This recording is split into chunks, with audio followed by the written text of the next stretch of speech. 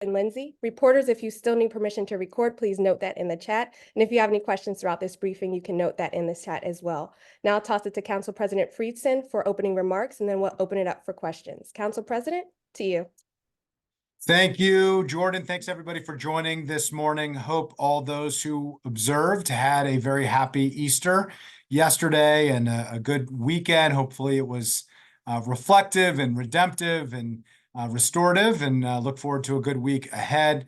I also just wanted to express my deepest sympathies to the families of the victims who died following the collapse of the Francis Scott Key Bridge last week. This is the first time we have been together since that tragic news last week, and I want to extend my sincere appreciation to all of the brave first responders and all of the local officials and national and federal authorities who were able to respond quickly to the Mayday call and save lives. It is clear that many Marylanders, many Americans, many individuals are alive today as a result of some of those heroic efforts. And as fellow Marylanders, I want to join everybody in expressing sincere thanks to Governor Moore and Mayor Scott for their swift action, and to President Biden, who within hours of the tragedy Monday morning quickly responded by pledging the full support of the federal government to rebuild the bridge and to ensure that that essential gateway for trade in our country, for our state, for our region is restored. More than 30,000 vehicles cross that bridge every day, and the Port of Baltimore is the 9th busiest port in the United States, handles more than $80 billion in imports and exports. So it's not just the city of Baltimore's port, it really is Maryland's and America's port, and we need to make sure that the livelihoods of those 8,000 workers are restored, that we work through these challenges, both for the sake of the Maryland economy, our national economy, to make sure that it can be reconstructed and make sure that commerce can continue as it had been for generations. I was also glad to join last week. And before we get into the council agenda for the week, I just wanted to highlight an important event. I joined with County Executive Elrich and Council Vice President Stewart for the exciting opening of Sodexo's new North American headquarters at Pike and Rose. Sodexo is an amazing company that leads with its values, that brings both value and values to Montgomery County, and has called Montgomery County home for over 25 years, and now is reinvesting and recommitting to Montgomery County and to the North Bethesda area. They employ 435,000 people globally, 5,000 people in the Washington metropolitan area, and they have been a huge investor in our community, have partnered with local organizations to address food insecurity, have been one of the most sustainable and ethical businesses in Montgomery County and anywhere really in the country and throughout the world. They've invested $6 million into the new space and agreed to retain 275 jobs over the next 10 years. It's a great new space and a vibrant new location. It reflects the transformation from a parking lot to a place. I joked at the ribbon cutting that we were about 100 or so feet above where I used to get milkshakes at the Silver Diner as a kid. So it's just amazing to think about what that parking lot has turned into, and the vibrancy and the economic activity and the sense of place that is occurring there. We also had a big week last week. We announced the selection of J.O.B.S as the new executive director of the Montgomery County Council. The County Council Executive Director currently, Marlene Michelson, has been here for 35 years in county government and has served as our Executive Director since 2018. This is a huge job, a challenging job, one that takes a lot of talent and significant amount of background, both in government and also in fiscal matters and policy matters. And we look forward to Mr. West, who is coming from outside the region, from the Detroit area, to starting this job on April 22nd, as is currently planned, after his formal appointment, which is scheduled now for April 9th. The council conducted a comprehensive national search, and J.O.B.S was the unanimous choice among a really outstanding group of highly qualified candidates. It was a very much in desire and desirable job, despite the challenging nature of it. He emerged and rose above it with 25 years of experience in senior executive roles at really every level of state and local government, state, county, and municipal government. He is currently the chief of staff for the elected clerk of the city of Detroit, which oversees a $30 million annual budget and manages the finances, operations, and staff that support the city's council, the Detroit City Council, and all federal, state, and city elections. And anybody paying attention recently to elections, Michigan and Detroit and Wayne County have been the center of many challenging dynamics in running an election. And that has really been a real impressive aspect of the resume. Prior to that, he served as chief deputy director, chief of staff for the clerk of Wayne County, where he oversaw a $130 million operating budget, led day-to-day operations for the clerk's office with 8 division directors and a staff of 370 employees spanning 5 locations throughout Michigan's largest county with a population of 1.7 million residents. Prior to that, he was chief fiscal officer for the Wayne County Commission. And previous to that, he served as a senior fiscal advisor to the Michigan House of Representatives, the nonpartisan House Fiscal Agency.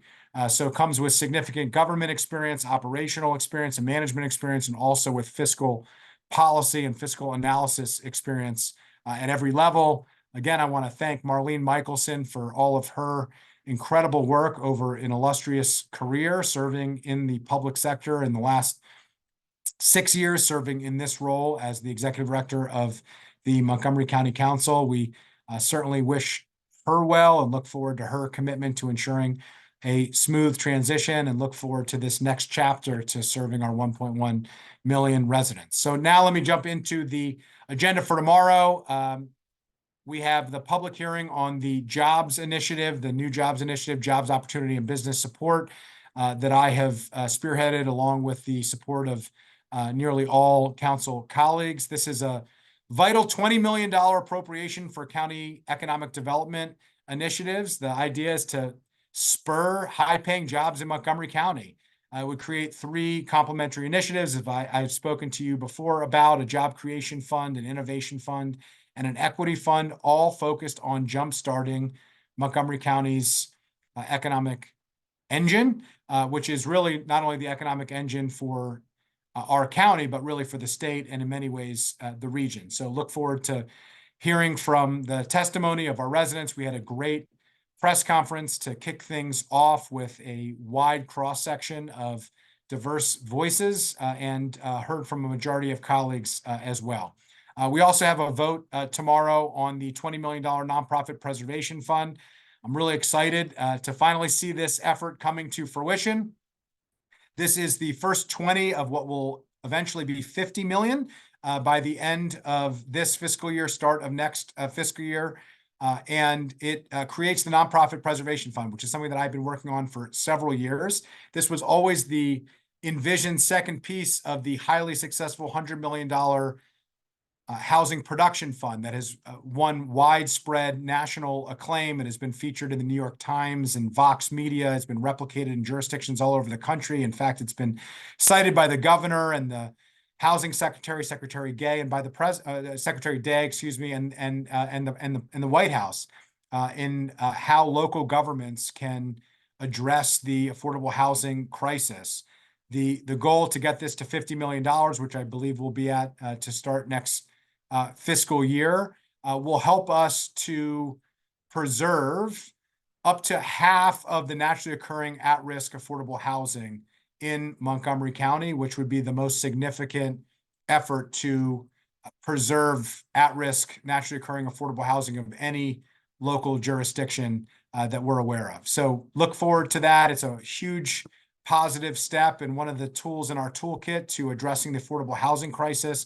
And speaking of tools in our toolkit to address affordable housing, we'll also be taking a vote on ZTA 2401, the FAITH ZTA, facilitating affordable, inclusive, transformational housing, that I have spearheaded with Vice President Kate Stewart and has the support of all of our colleagues as well. The idea of this effort is to help our nonprofit faith partners, our mission-based organizations who have land, but need help to turn that land into action, to fulfilling their mission and to supporting our public goals.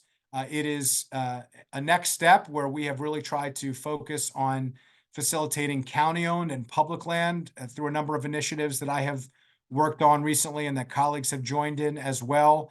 And this will allow us to really, address that. We have countless faith-based organizations that have an oversupply of land, but are under-resourced and have a lack of a process to help facilitate to turn that parking lot or that empty space into a place for people, into allowing them to not only advocate for an open tent on all sides, so to speak, as you often hear, but to really be part of that solution.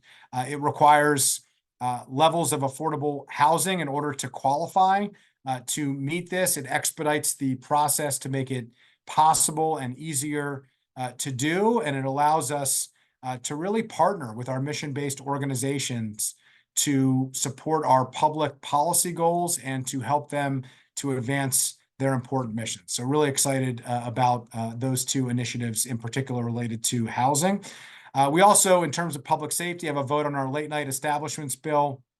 This is a bill sponsored by Vice President Stewart along with Council members Albornoz and Glass. I'm a co-sponsor with many other council colleagues as well. And this would essentially set restrictions on the operating hours for certain businesses, hookah lounges, to align their operating hours with operating hours of bars and restaurants that serve alcohol.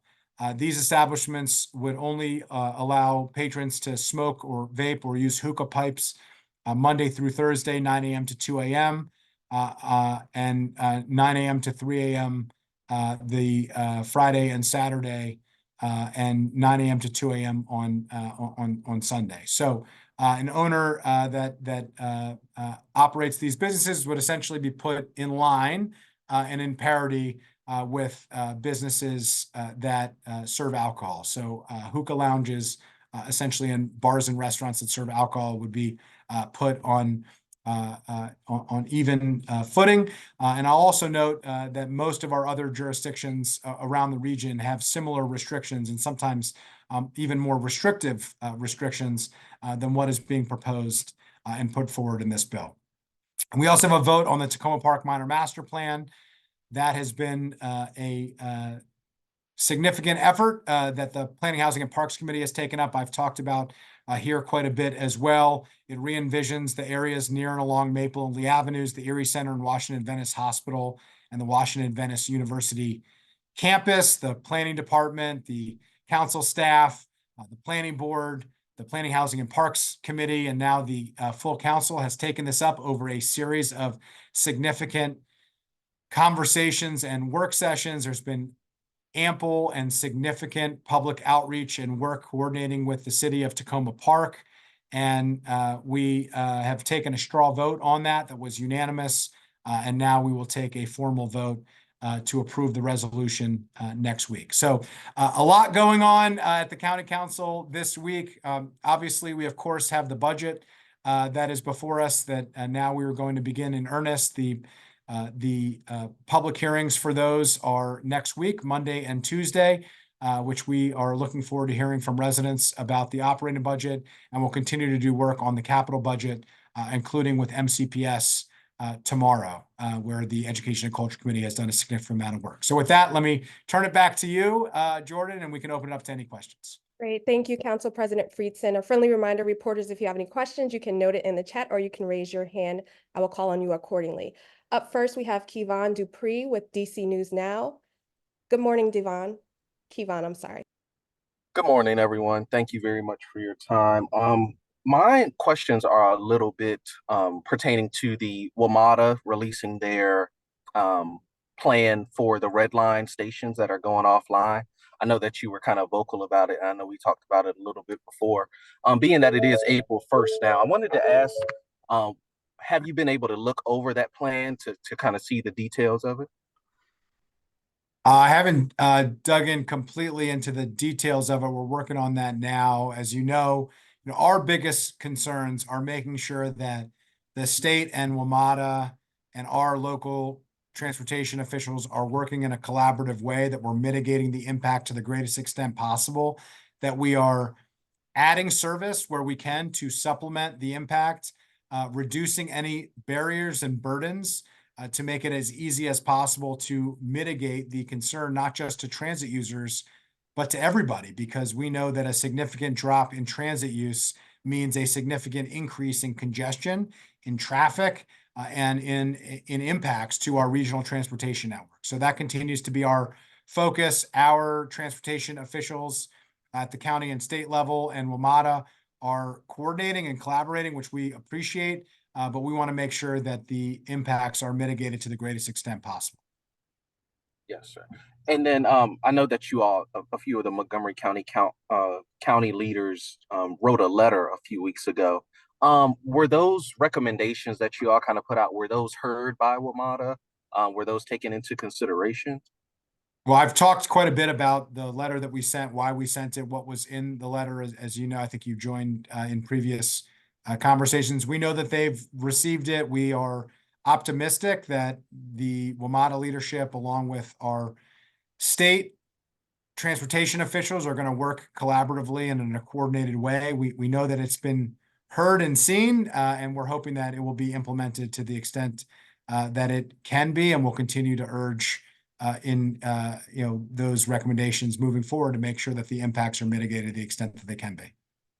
Yes, sir. And then the last question I have for you is, being that so many people rely on the red line transportation to and from work, home, and other places as well. In your honest assessment, do you believe that the busing system, the buses, the shuttles that are being provided, do you think it'll be enough for transportation for citizens here in Montgomery County? Well, if I'm understanding your question, are the supplemental station-to-station shuttles enough to replace the metro? Is that the question? Yes. It's never going to be enough for station-to-station shuttles to replace metro. Metro is an absolutely essential part of the transportation network. The question is, are we doing everything possible to mitigate the disruption? Because we know that there will be impacts. Now, some of the impacts are unavoidable, and we need to make sure that we are offsetting them to the extent that we can. We want to see the station-to-station shuttles. We also want to see expanded MARC service for commuters. We want to see, a reduction in fees, or elimination in fees for other bus service, for local bus service, to be able to offset. But there is no replacement in the region for metro service. And so we need the metro service to be safe. We need to be reliable. We need the necessary repairs to take place. We need that to happen as quickly as possible. And while that is happening, we need to be mitigating the impact to the extent that we can. But if the question is, can shuttle service replace metro? The answer is no. Will shuttle service help to mitigate the impact of a reduction in metro service for a temporary period of time, so we can have the world-class transit system that our residents deserve, that our workforce needs?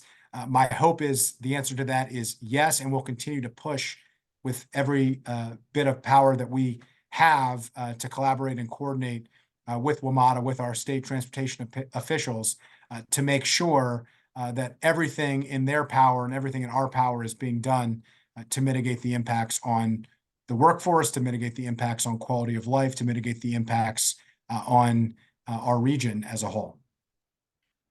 Great. Thank you very much. Thank you, Kevon. Up next, we have Jenny Bixby with MoCo 360. Good morning, Jenny.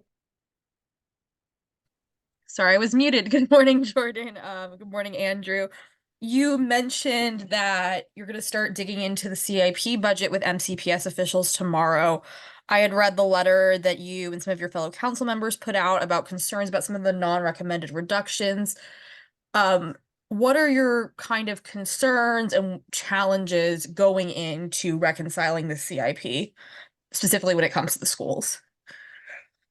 Yeah, well, the Education and Culture Committee has done quite a bit of work on this. One of the challenges that we have in the CIP for schools is that the out years are understated. So, it's a 6-year CIP.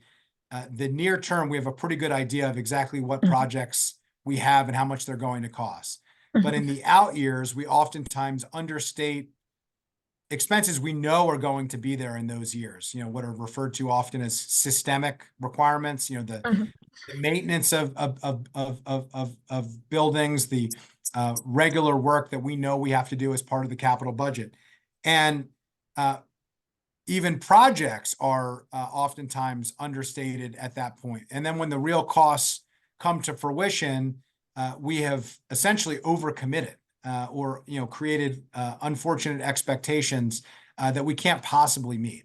And so there has been an effort in the Education and Culture Committee among colleagues to try to address that, to try to make sure that there is truth in advertising, so to speak, that we're being sober and serious, not just about year 1 and year 2 in a 6-year CIP, but in the totality of the 6-year CIP, and that we're not setting unrealistic expectations for residents. So that's one piece of it is, are we being honest about what the expenses are going to be in the out years and what we can afford each and every year? Number one. And then number two is a resource question. I have long supported utilizing one-time funds for one-time expenses and seeing the capital budget as a key area to that. It's one of the best ways we can make significant investments that have transformational impact and do it in a fiscally responsible way, reflecting that we have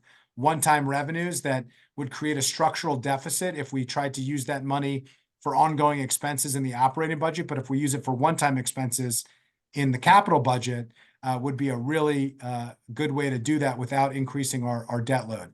So those are really the two main overarching conversations and questions that we need to have. Of course, there are individual project by project questions and concerns that individual colleagues and constituencies have, but on a macro level, the questions are we setting ourselves up for success from a fiscal planning standpoint in terms of the totality of a 6-year CIP capital budget, number one, and number two, are we being fiscally responsible in terms of our use of one-time funds and using it in a thoughtful way to fund the capital budget? Just as an example, the county executive proposed adding $20 million to the capital budget, but it's not to add more capacity for schools, which probably would have some significant support.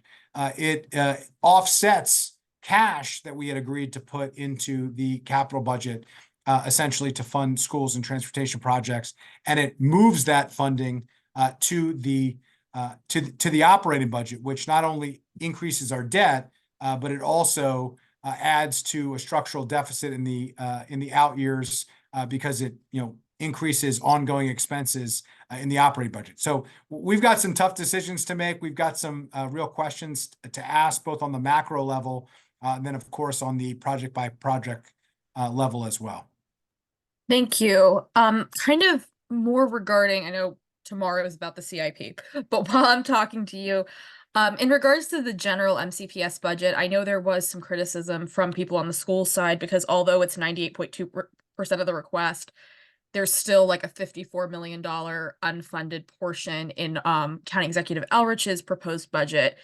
And what I'm hearing from some people with the schools is concern about this idea of the wraparound services that the school system has come to provide and not being able to fund those things that maybe 10, 15 years ago, the schools weren't providing these wraparound mental health wellness services.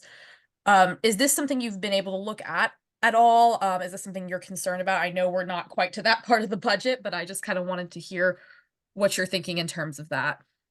Yeah, well, we're in the really early stages of the operating budget overview, so I think it's premature to draw any conclusions there. Obviously, we're about to take a significant deep dive into the operating budget and into the MCPS budget specifically that will start at the Education and Culture Committee and move on to the full council.